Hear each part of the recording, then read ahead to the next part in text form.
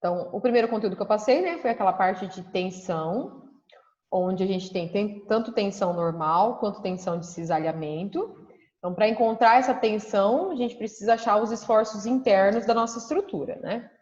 Então, a tensão normal, ela é dada a partir do nosso valor de momento que nós temos na nossa estrutura.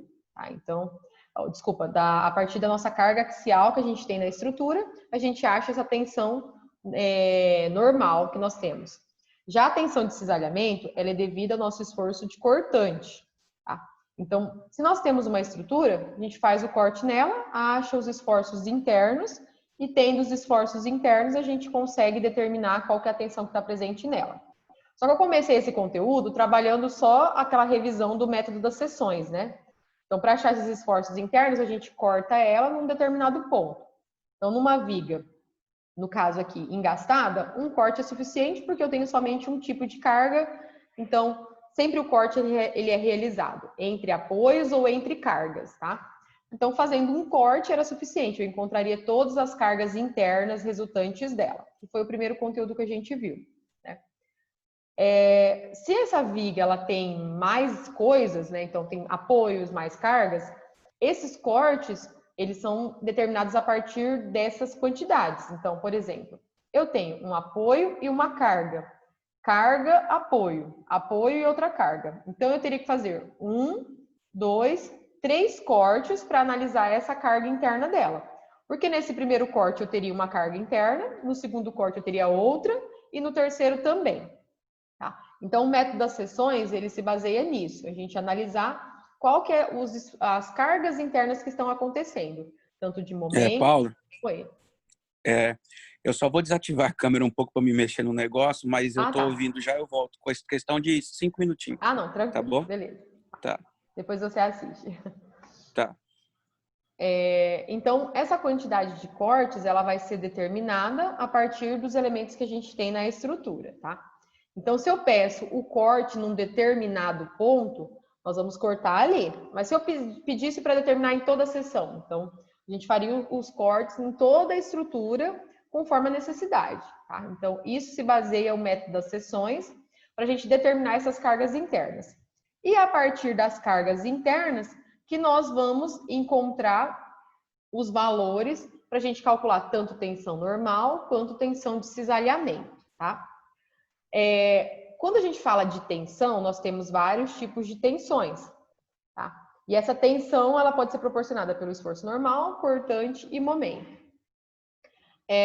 A tensão normal é sempre pela minha carga axial, que ela é determinada. Então, por exemplo, nessa viga aqui, nós só temos um carregamento na vertical.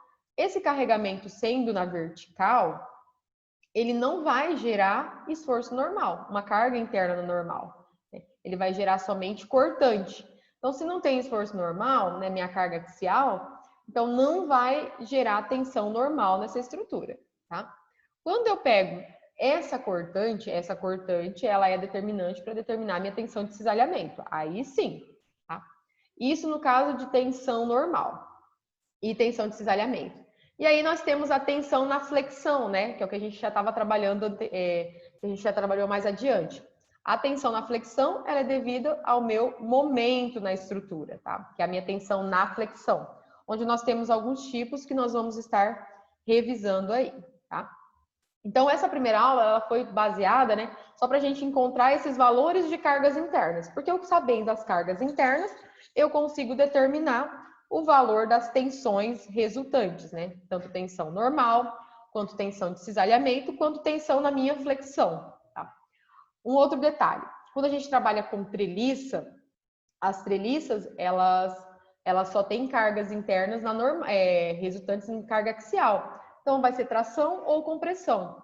Então, eu passei até esse exemplo aqui, né, para relembrar um pouquinho, né, de cálculo de nós, tá? Então, quando a gente trabalha com treliça, a gente só tem esforço normal nela, que pode ser de compressão ou de tração, tá?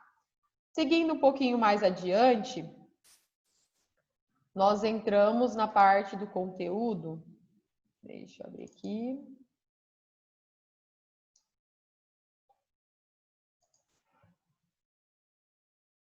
Acho que é esse primeiro aqui.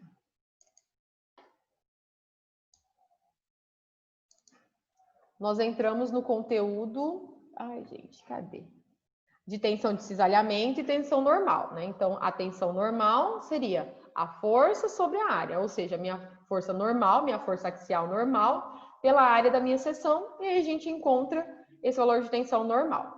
A tensão de cisalhamento vai ser a partir do quê? Do meu cálculo da cortante, tá? Então, foram aqueles exemplos que a gente pegava uma seção e cortava de forma inclinada, e aí havia aquela geração, tanto de normal quanto de cortante, e a gente tinha que decompor elas e encontrar o valor delas, tá? Então, essa foi a parte inicial. Mais adiante, a gente fez o quê? O cálculo de tensões a partir da flexão. Então, nós temos alguns tipos de flexão. Então, nós temos a flexão normal, a flexão oblíqua e a flexão composta, tá? Eu vou trabalhar com essas três porque elas são as mais comuns, tá? Então, trabalhar com essas situações de flexão normal, oblíqua e composta. Porque a pura é só quando eu tenho momento fletor. Então, se eu tenho um elemento, ele só tem momento fletor, aí eu trabalho com flexão pura. A flexão simples tem o momento fletor e cortante, tá? E a composta, que seria fletor, cortante, normal.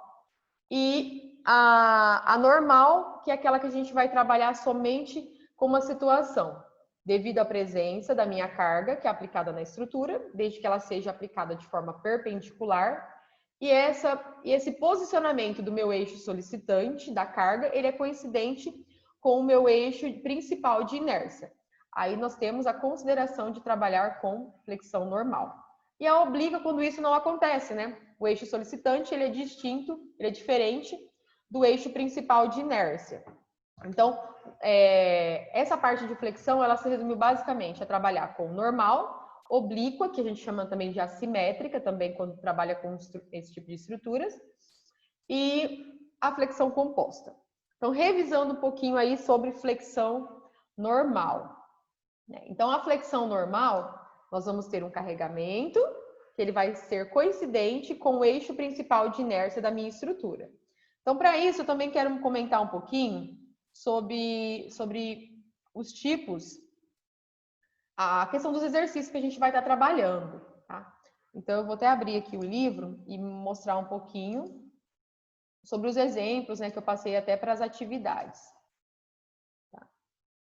Deixa eu só ver a página aqui, que eu esqueci de deixar aberta. Vai dar um pouquinho depois de torção. Só um instantinho.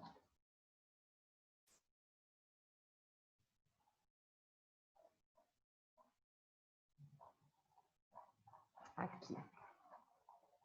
Então, a minha flexão. Deixa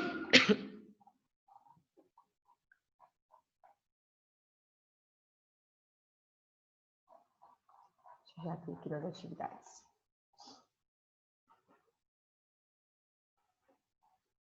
Então, aqui nós temos um elemento, né? Então, quando a gente considera que essa carga ela está incidindo exatamente no meu eixo principal de inércia, né, nós vamos trabalhar com a nossa flexão da maneira mais simples possível. Então, aqui eu tenho um elemento maciço e eu estou considerando que essa carga ela está sendo aplicada exatamente no eixo principal de inércia, ela é coincidente, né? Então, ela pega exatamente no meio da minha peça. Então, olhando a minha peça, esse carregamento, ele se distribui exatamente de forma centralizada.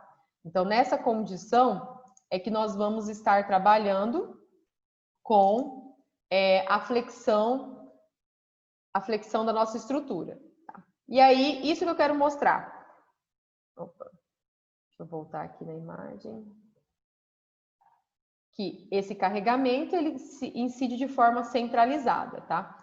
Então, eu tenho alguns exemplos que eu passei até para você estar desenvolvendo o trabalho, tá? As atividades, e alguns eles são até para a gente fazer um comparativo, tá? Então, esses que forem de comparativo, você vai fazer tanto a peça como se ela fosse maciça, inteira, né, com o eixo principal de inércia coincidente, e outras com seções diferentes, tá? Então, tem alguns exemplos que eu pedi para fazer esse comparativo, tá?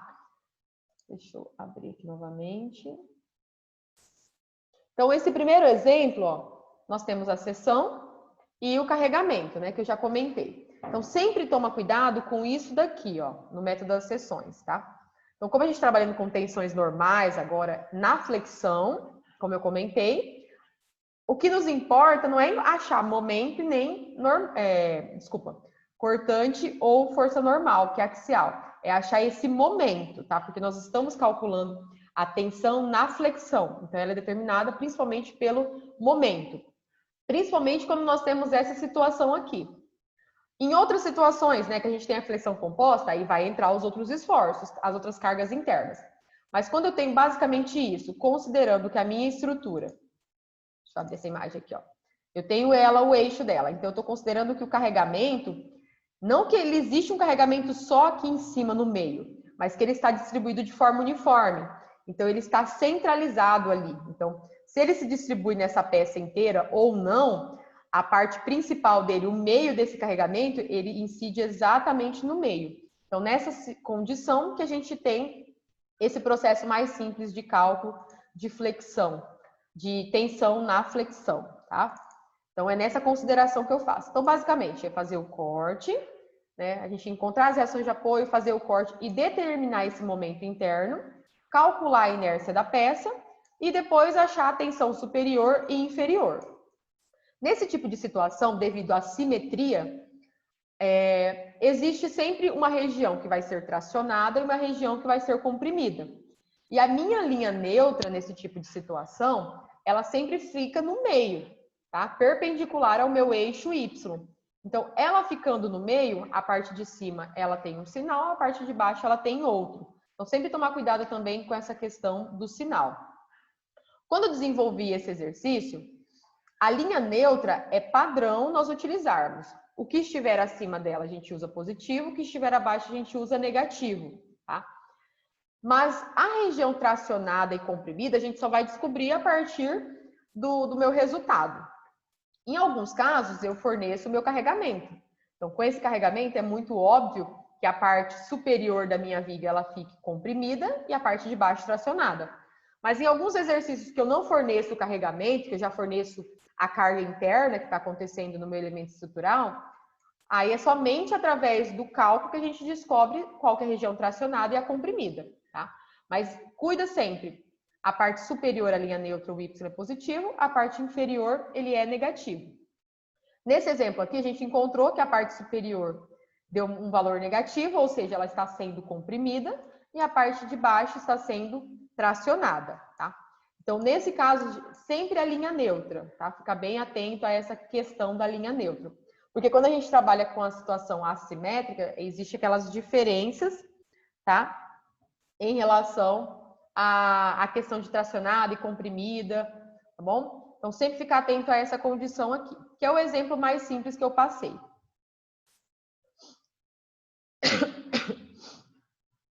Aqui, da mesma forma, se a gente tiver uma peça que ela não tem simetria, ou pelo menos um lado é simétrico, né? Aqui a gente ainda, acho que não abriu. Deixa eu tentar abrir novamente.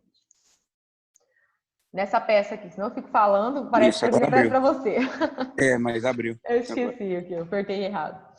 Então, quando a gente tem uma peça... esse daqui, ó, vou até comentar esse, que acho que é um exemplo que eu passei na atividade, tá? Não sei se está os mesmos valores, porque às vezes eu pego o desenho, mas eu uso outras informações, tá? Então, aqui. Não, os valores não é o mesmo, não. Acho que eu trabalhei diferente, mas eu só peguei o desenho mesmo para informar. Então, aqui, nós temos essa peça, e ela tem, ó, esse eixo principal aqui dela, né? Ele está mais robusto, o outro está mais fininho. Então, qual que é essa influência de tensão, né? Ao aumentar essa seção ou aumentar as seções externas, tá? Então, são duas situações que você vai ter que analisar e a gente vê, assim, como que fica a questão da tensão. Ai, deixa eu fechar aqui que eu esqueci. Qual que é o meu elemento? Essa condição é mais interessante ou essa condição? Que até para você ver uma situação prática, né? Em que região é mais interessante eu enrijecer minha peça, né? Então, aqui ainda nós estamos trabalhando com uma carga que está sendo aplicada de forma centralizada. Ela sendo aplicada de forma centralizada, o que convém? Enrijecer mais aqui ou enrijecer mais aqui, né? Então, eu que acho região... que que região fica que região fica tracionada, que região fica comprimida e quem são esses valores do meu extremo, tá? Então, isso aqui vai ser um exemplo para você estar analisando também, tá? E fica uma questão bem mais prática aí da nossa estrutura. Aqui tá bem tranquilo porque a gente tem simetria, né? Então, a gente tem simetria em ambas as direções. Então, o centroide não precisa ser calculado, né? Então, a gente já sabe que a linha do centroide, ela fica exatamente ali na minha linha neutra, né? Perpendicular ao Y. Deixa eu abrir outra imagem aqui.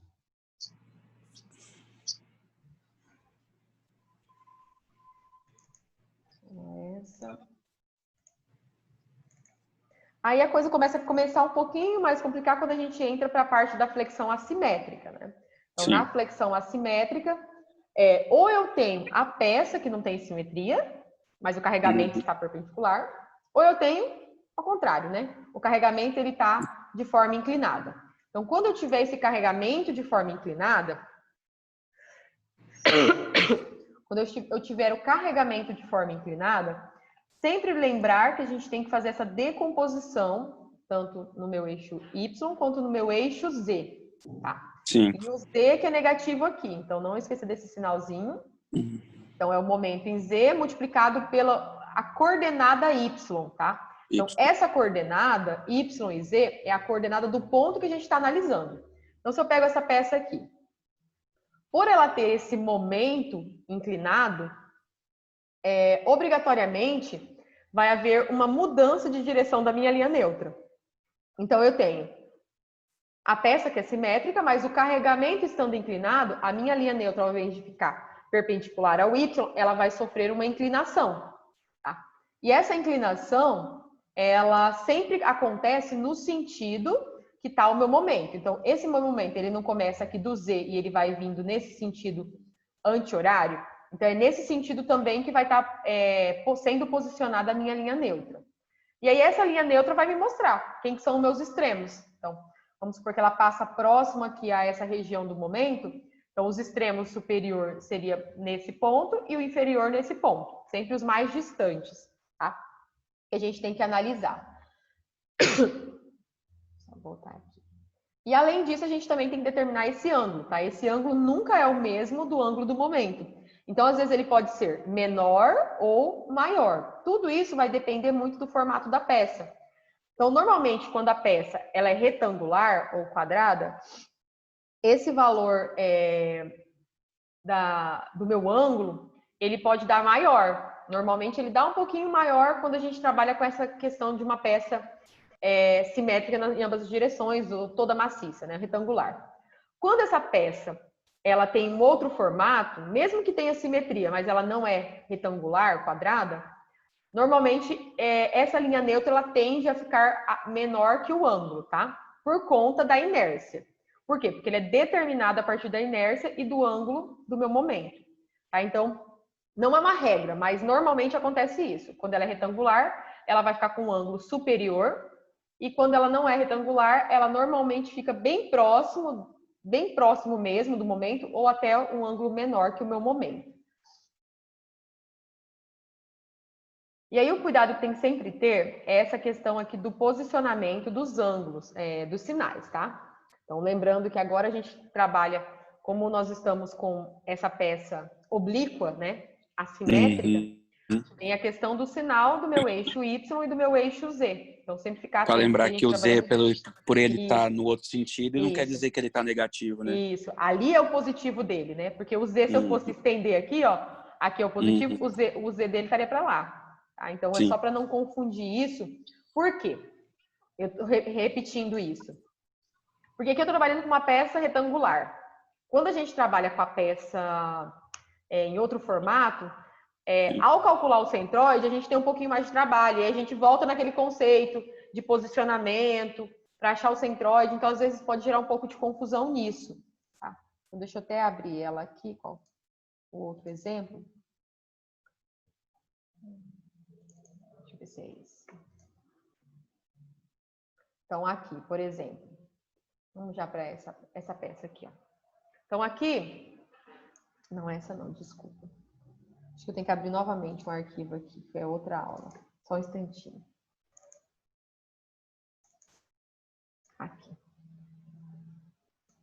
Tenho várias abertas, esse é o arquivo 1.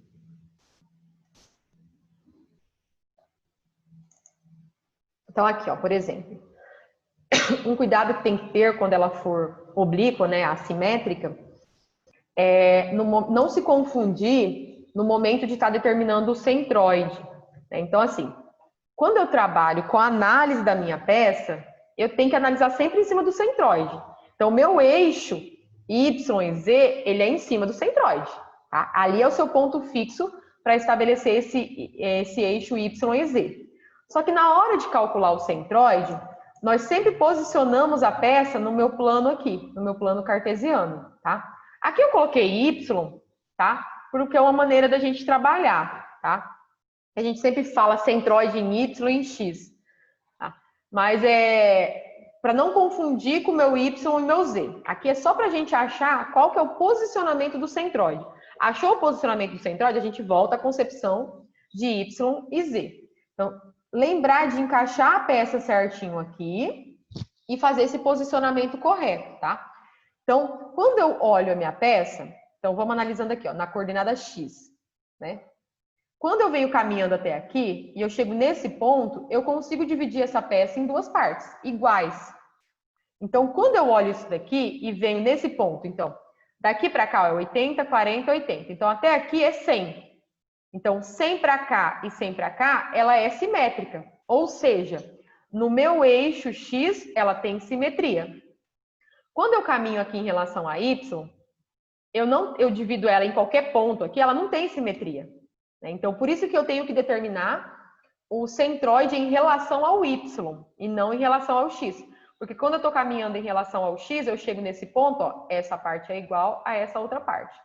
Quando eu caminho em relação ao Y, em qualquer ponto que eu parar e dividir, um pedaço não é igual ao outro, tá? Quando eu divido exatamente na metade, então aqui é 130, então quando eu chego no 70, perdão, no 65, desculpa, no 65 para baixo e para cima não são iguais. Então, por isso que eu tenho que achar o centroide do Y.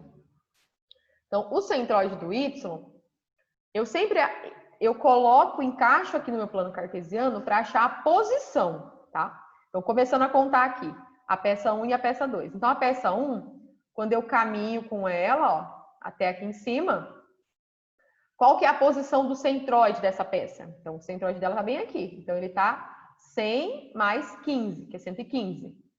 E a segunda peça, a metade dela, ó, é 50. Então, caminhando aqui, ela vem e para nos 50. Então, cuidar bastante, que é até um exemplo que eu vou explicar aqui de flexão assimétrica, tá? Vou até abrir ele, que eu acho que eu não tinha aberto ainda. Deixa eu ver se eu já explico por ele.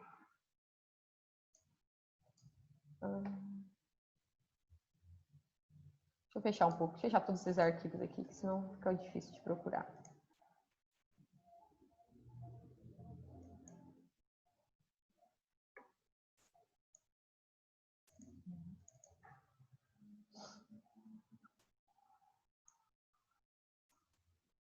Agora sim. Poxa.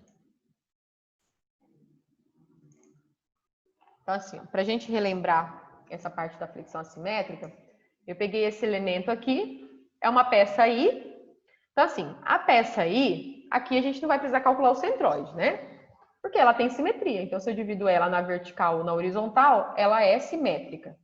Tá? Então, aqui a gente pula uma etapa que não precisa calcular o centroide. Mas se fosse necessário calcular o centroide, seria encaixar o eixo, o plano cartesiano bem aqui no cantinho dela e achar essas coordenadas. Então, um cuidado que tem que ter aqui, ó, que até representei ela aqui bem mais detalhada, né?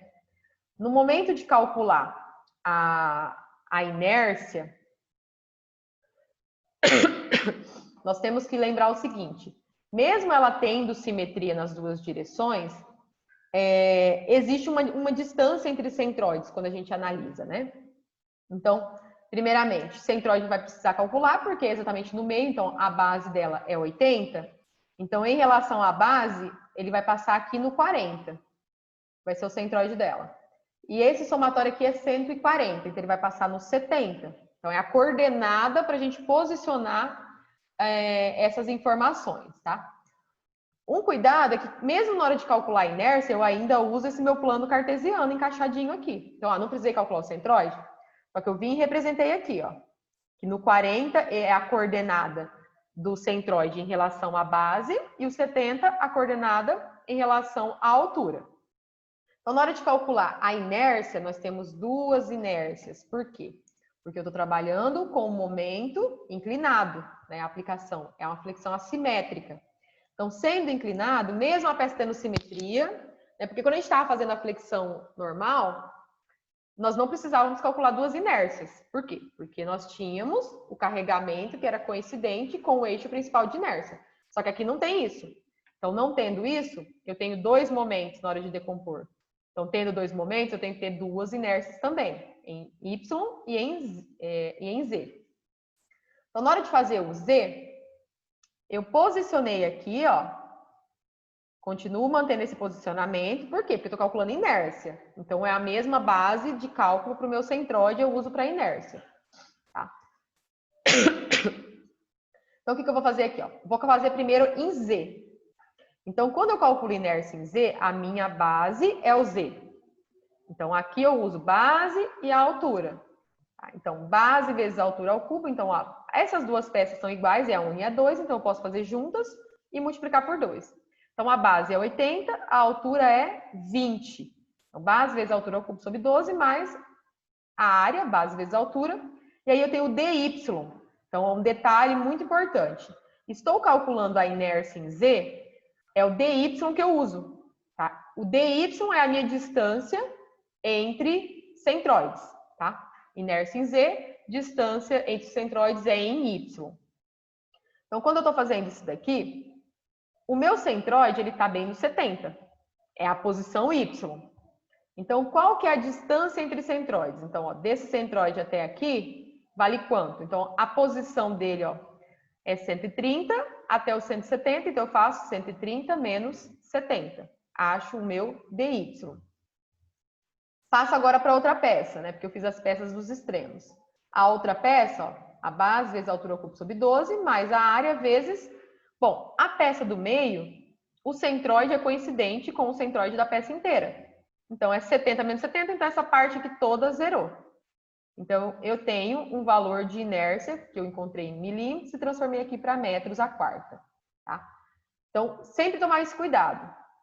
A inércia é em Z, então a distância entre centroides é em Y. Tá? Agora eu vou fazer a minha inércia em Y. Quando eu faço a inércia em Y, o que muda? A minha base é o Y. Então, o Y não é a vertical. Então, toda essa região aqui vertical é chamada de base agora. Então, eu só mudo, né? Então, em vez de falar aqui, ó, base vezes altura, eu falo base vezes altura. Tá? Então, eu tenho 20 vezes 80, né? Que é tudo. Eleva ao quadrado, ao cubo, divido por 12. Então, isso que é a minha base agora. Agora, a distância que eu uso entre centroides é a distância x. Desculpa, a distância z, né? No caso aqui, se a gente estiver usando esse plano. A distância z. Então, quando eu olho aqui, ó, todas estão no mesmo alinhamento. Então, não existe uma distância em relação à base, no caso do Z, em relação a elas, né? Ou também podia chamar de Y, aqui não tem muita diferença, desculpa, é X. Então, é só para entender que em relação a essa base aqui, se eu chamo de X ou de Y, de Z, tá? O importante é saber que é essa distância aqui. Então, todas, ó, estão na coordenada 40. Então, não existe uma distância entre elas. Diferente se eu tivesse um ponto aqui e um ponto aqui. Aí elas teriam uma distância em relação à base. Então, essa parte aqui não existe quando eu faço a minha inércia em Y, porque ela zera. Então, 40 menos 40, 40 menos 40. Então, a inércia em Y ficou somente essas duas parcelas aqui. E aí eu encontro a minha inércia. Tá? Ficou claro essa parte de inércia em Y e inércia em Z? Tá? Eu nem coloquei aqui o Z aqui para não confundir muito, né? Mas é só para entender que é o outro eixo. Tá? Então, sempre toma esse cuidado. Quando eu faço a inércia em Z, a base é o próprio elemento. Quando eu faço em Y, a base agora mudou, tá? Mas a distância é o oposto. Então, Em Z Sim. é a distância em Y e em Y é a distância do outro elemento. Sim. Bom, agora eu já tenho as inércias, agora eu esqueço isso daqui, tá? Porque eu já calculei. Agora eu volto àquela concepção do meu elemento dessa forma, ó, trabalhando no eixo principal. Então, por isso que agora eu coloco Y e Z, que agora é o que importa para mim. Então, eu fiz isso daqui, ó, para achar as coordenadas do ponto extremo. Então, como eu estou trabalhando com uma flexão oblíqua, que é assimétrica, óbvio, então, que não vai passar essa linha neutra no Z. Ela vai estar inclinada de alguma forma.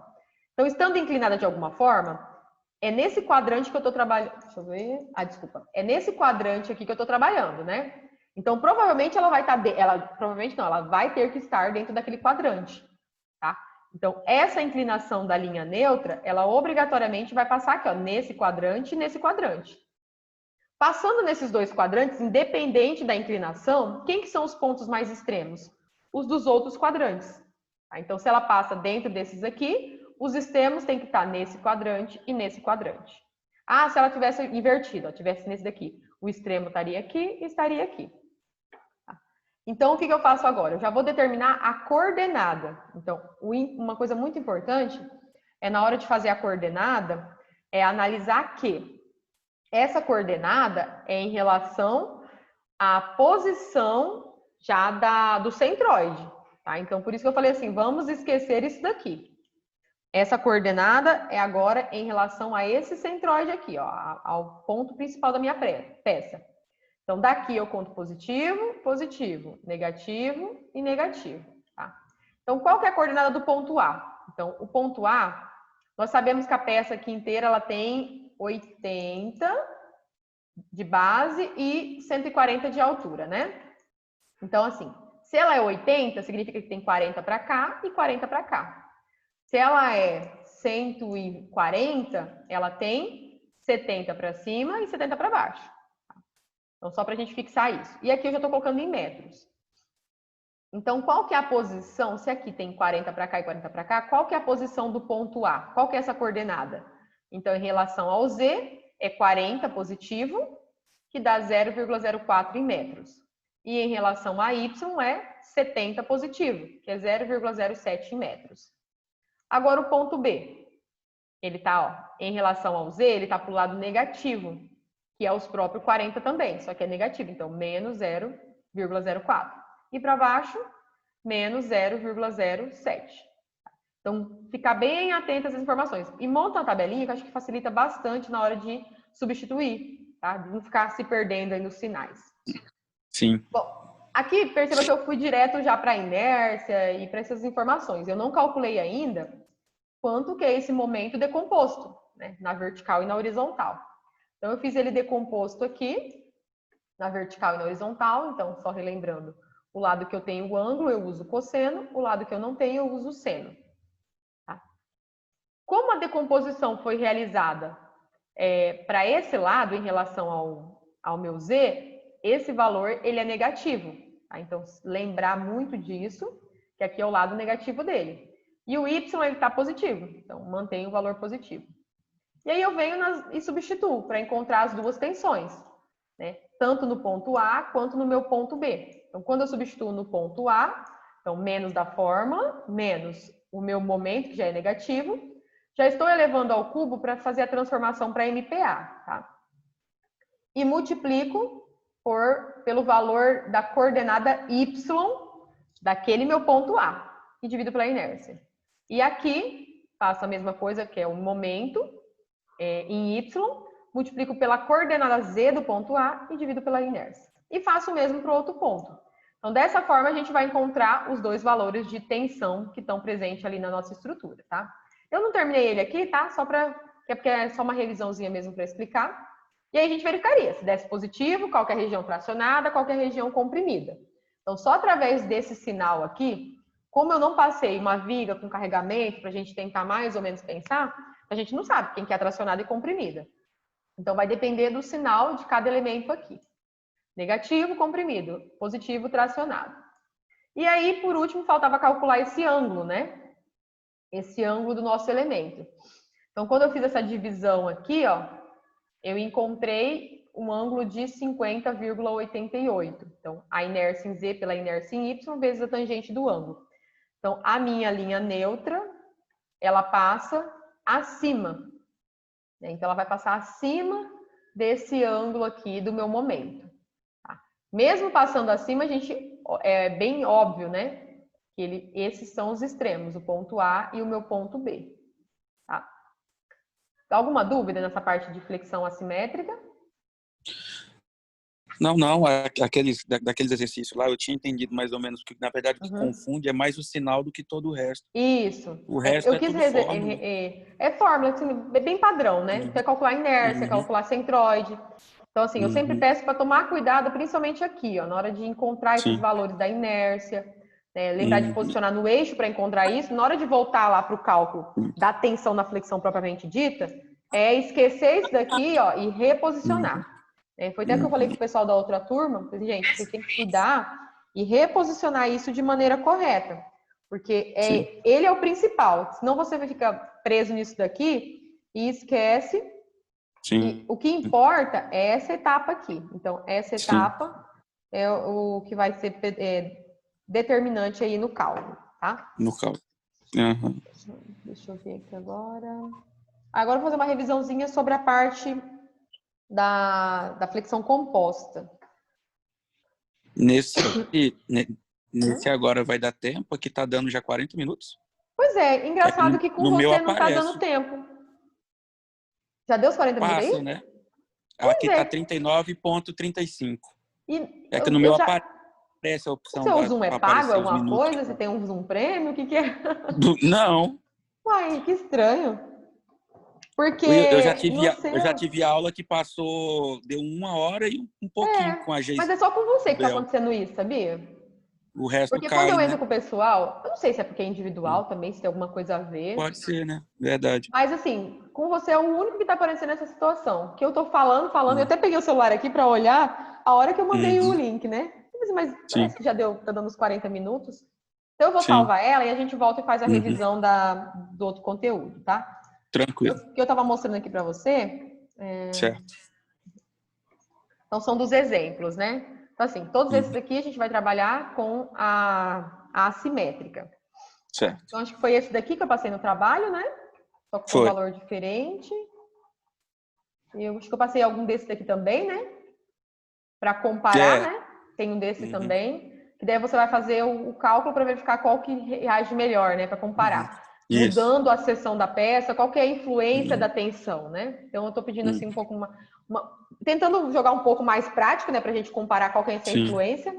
Tá. Então já a gente volta para fazer a revisão da flexão composta, tá?